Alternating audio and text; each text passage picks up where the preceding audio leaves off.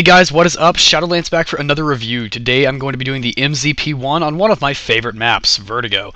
To be honest, this review was incredibly hard to do. I had to play about 8 or 9 games with this gun, or grenade launcher, I guess, to actually get even remotely decent footage, and I know I rely a lot on my primaries and other weapons to actually get the job done, but I mean, that's the only way I could really do the review. So the gameplay may not be the best, but it's the absolute best I could do with a weapon like this. It's just not something I'm proficient with, unfortunately. So anyway, we are looking at the MZP-1. Going into the statistics, there are only 3 stats released for this weapon. Damage of 68, which is, to be honest, a little too low for this gun to be... I'm going to keep calling it a gun, and I'm going to forget that every time. But it's a little bit too useless on the damage side to make this gun, usable, really. Portability of 45 is also a bit on the low side, and the recoil of 53 doesn't really matter because it has to reload the shot in between every single one. So really, you're just looking at the portability and the damage. Damage of 68 is quite low. If that's the center of the damage for the splash damage, that's way too low to even be a one-shot kill to a recon vester. So it's just... I can't even see it being that useful for quarantine, just for the purpose it was made. It is just a single shot gun. It does not fire rapidly like the XM8, or CDTE, I think is what it's called. So that's just really the best way I can explain that. I guess it could be popular among quarantine players, but I'm not a quarantine player, so I'm not the best person to really be commenting on that. So I am going to be comparing it to the M79. I'm going to go and whip up these stats real fast.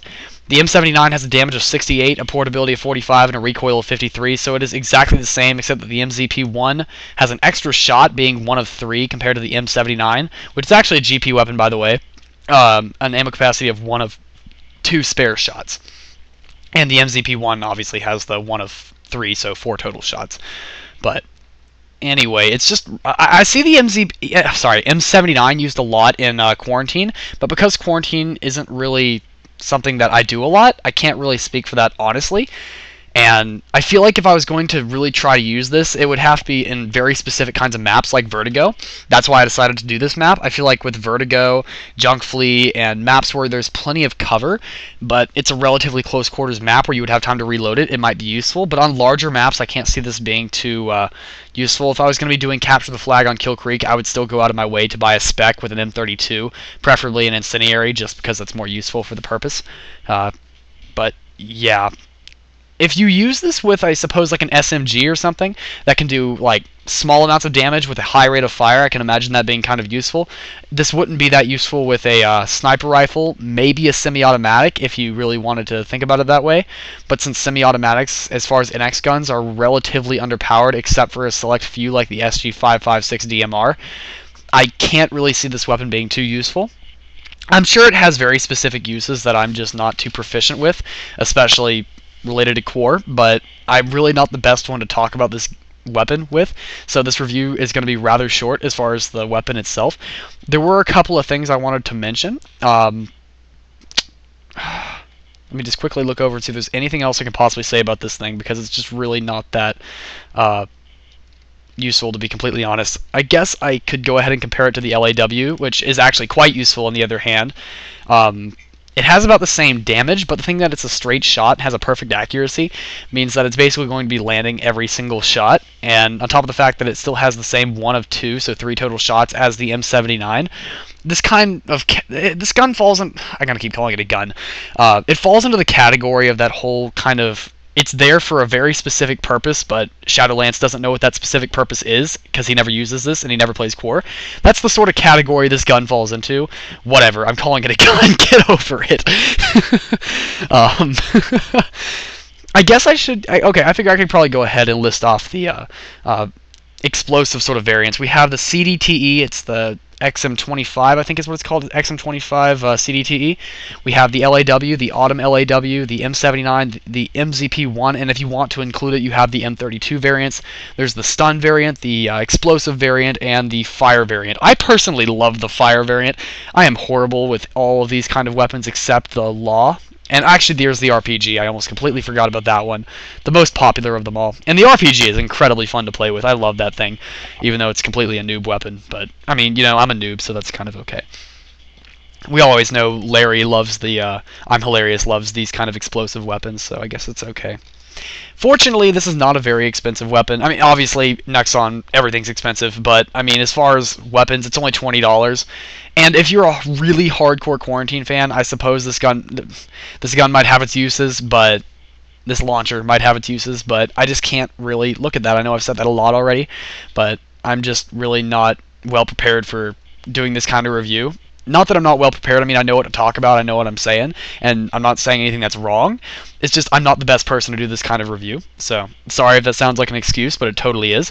So, I guess technically it is a break action launcher, explosive projectile. That's about all the wiki really says. I would say if you really wanted to try using this, get good with the M79 because it looks like the damage is about the same, so you might as well get good with something that is actually not NX. And if you're proficient with it, then I can see why you might want to buy this weapon.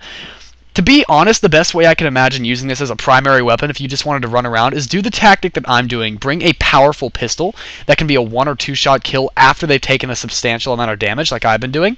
The USP, the M19, the Deagle, although the Deagle is a little bit inaccurate, these are all excellent examples. I would not use a G23 as the backup. Even though it has the high magazine size, the damage will still tend to keep it at a 2 to 3 shot kill, even at a medium range.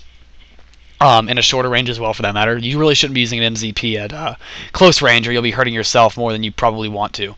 So the best way I could really think to do this is to put on a silencer, and put on a silencer to one of those variants, like I said, so that it will retain the high damage, just like I'm doing here. I also have my mag pull to back up my previous statement. Have a fast-firing SMG to do damage at a range, where you can just get 1 or 2 of the bullets to hit and still get the kill.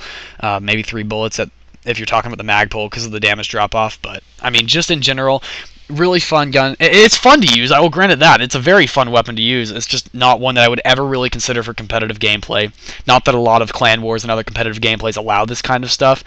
I'm pretty sure Woggle and ICOG don't. I don't play those as much as I used to. Rules change all the time, so I'm just not as proficient with that as I used to be. But it's, needless to say, a very fun gun to play with, or weapon to play with. I wouldn't buy it again if I had the choice. I bought it the first time around, and when it was on for $15, and I was like, it's $15. I got like 17k in X on my account. I might as well get it. And I never really did the review because I played with it for a while, didn't really like it, and didn't really feel motivated to ever do a review. So, just, that was the kind of mindset I was in for the longest time. And I finally got around to doing it because I'm like, what guns have I not reviewed now? Because I'm actually, like I've said many times in the past, literally running out of guns to review. I'm almost completely out of ideas. I have a couple of GP1s backed up that I do need to get to, and also there was one that reminds me. The one thing I wanted to point out in this week's reviews, I guess it's good to mention it at the end of the week like this, but I'm actually almost done with all my reposts, guys. I have less, at the time this review comes out, I should have less than 20 reposts to do. I'm going to try to knock them out as fast as possible, and then I will be done reposting, and I will have all new content for you guys every day. At least 1 video per day, that's my promise, except on the weekends. I don't upload on Saturdays, or Sunday mornings. I might upload some Sunday nights. And I might upload some Friday nights. Saturdays are the days I take off, and Sunday mornings I take off as well.